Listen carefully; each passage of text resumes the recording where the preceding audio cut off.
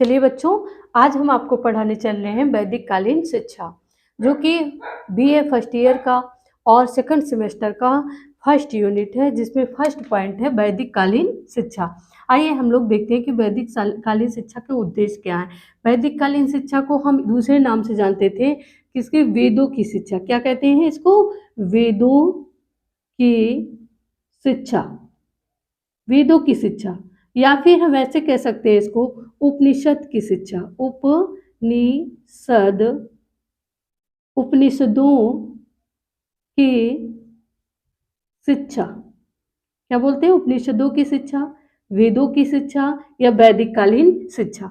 देखिए इसके जो उद्देश्य है, सबसे पहले विद्या सा विद्या। विद्या क्या था? इसका जो विद्या का मुख्य उद्देश्य था, ज्ञान प्राप्त करना। क्या था बच्चों? यहाँ लिख दे रहे हैं, विद्या का मुख्य उद्देश्य जो था वो ज्ञानार्जन करना था या ज्ञान प्राप्त करना था। क्या था? ज्ञान प्राप्त करना। इसलिए उस समय का जो उद्देश्य, मुख्य उद्देश्य ज्ञान प्राप्त करना, इसलिए कहा गया सा विद्या, सा विद्या या विमुक्तये, विमुक्तये, सा विद्या या विमुक्तये। किसने कहा? शंकराचार्य ने। किसने कहा? शंकराचार्य के अनुसार वैदिक कालीन शिक्षा का मुख्य उद्देश्य सा विद्या या विमुक्तये। विद्या वह है जो हमें क्या करे? ज्ञान के माध्यम से मुक्ति प्रदान करे। लेकिन इसका जो सही उद्देश्य है, निम्नलिखित उद्देश्य है। आइए हम लोग देखते हैं। उस समय की जो वैदिक कालीन शिक्षा थी पूर्ण रूप से वेदों पर आधारित थी। किस पे? वेदों पर। तो सबसे पहले हम जानेंगे कि वेद कितने थे। तो वेद मुख्य रूप से 4 होते थे। कितने? 4 हैं, कह सकते हैं ना। कौन कौन सा? ऋग्वेद। आइए एक एक को हम लोग जान लेते हैं। पहला है आपका, सबसे पहले हम जानते हैं ऋग्वेद। क्या है? ऋग्वेद। ऋग्वेद क्या कहेंगे? ऋग्वेद। दूसरा यजुर्वेद, यजुर्वेद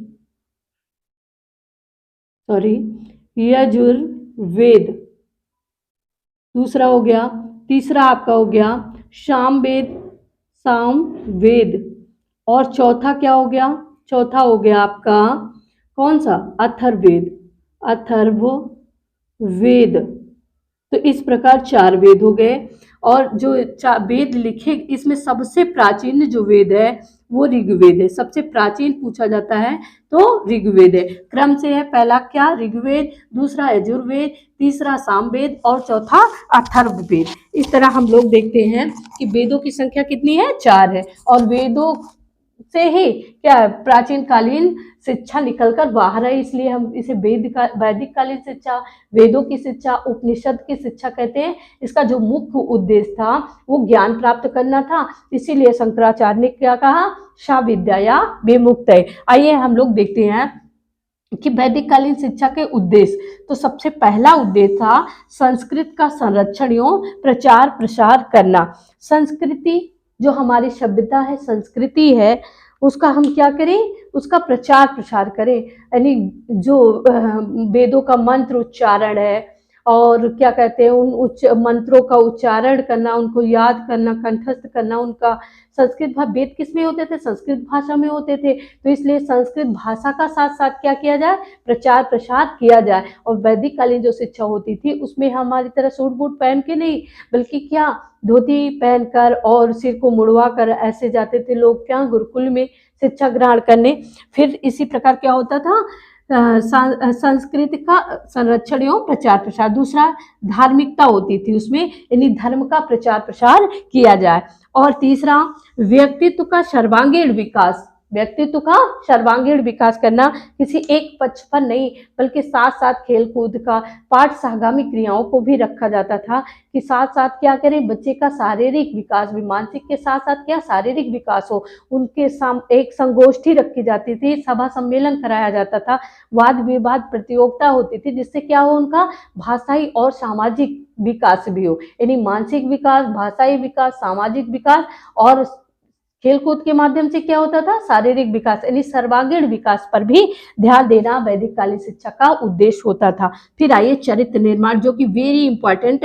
चरित्र निर्माण पे देखिए, मनुस्मृति में कहा गया चरित्र निर्माण के टॉपिक पे हम बता रहे हैं कि मनुस्मृति में कहा गया कि एक गायत्री मंत्र का ज्ञान रखने वाला चरित्रवान, अब देखो ध्यान से सुनना मेरी बात, कि गायत्री मंत्र का ज्ञान रखने वाला चरित्रवान ब्राह्मण वेदों के ज्ञाता चरित्रहीन ब्राह्मण से श्रेष्ठ है। कहा कि जो वैदिक कालीन शिक्षा थी उसका सर्वश्रेष्ठ जो उद्देश्य होता था कि बालकों का चरित्र निर्माण किया जाए, यानी साथ साथ ज्ञानार्जन, यानी ज्ञान का वो अर्जन करे, लेकिन उसके साथ वेरी इंपॉर्टेंट होता था कि चरित्र का निर्माण हो उनके, यानी उनका चरित्र जो होता है निर्माण वो कैसे हो, अच्छा हो, अच्छे मार्ग पर वो चले, सुसंस्कारी हो, और क्या साथ साथ वो गलत रास्ते पर भटके ना। इसलिए ज्ञान तो जरूरी ही था, लेकिन ज्ञान से भी ज्यादा इंपॉर्टेंट था उनके लिए चरित्र का निर्माण करना। फिर जीविकोपार्जन, यानी जो बालक, देखिए इसमें भी होता था व्यवसायिक शिक्षा भी रखी गई थी कि बालकों के लिए निर्धारित किया गया कि जो बच्चे क्या है, उसमें भी 3 प्रकार की शिक्षा होती थी, आगे बताएंगे, प्राथमिक, माध्यमिक और उच्च शिक्षा। जो प्राथमिक सबके लिए अनिवार्य था, कुछ बच्चे माध्यमिक तक पहुंच पाते थे और कुछ बच्चे माध्यमिक के बाद छोड़ देते थे, तो उनके लिए व्यावसायिक शिक्षा रखी गई कि वो हस्तकला उसको बोलते थे, क्या बोलते थे, हस्तकला बोलते थे, कि अलग अलग क्षेत्रों में उनको शिक्षा दी जाए, ताकि ऐसा ना हो कि वो क्या शिक्षा अध्ययन करना छोड़ के अपने भविष्य को बर्बाद कर ले, बल्कि क्या करे, वो जो शिक्षा दी गई है उनको हस्तकला से संबंधित उसका उपयोग करके वो जीवन यापन आराम से कर सके। आइए देखते हैं कि इसका जो मेन पॉइंट है कि वैदिक कालीन शिक्षा का केंद्र बिंदु क्या होता था उस समय, धर्म, यानी धर्म का प्रचार प्रसार किया जाए। जैसे कि हमने ऊपर भी बताया आपको कि चरित्र निर्माण, तो चरित्र किससे, धर्म से संबंधित, धर्म से जुड़ा हुआ है।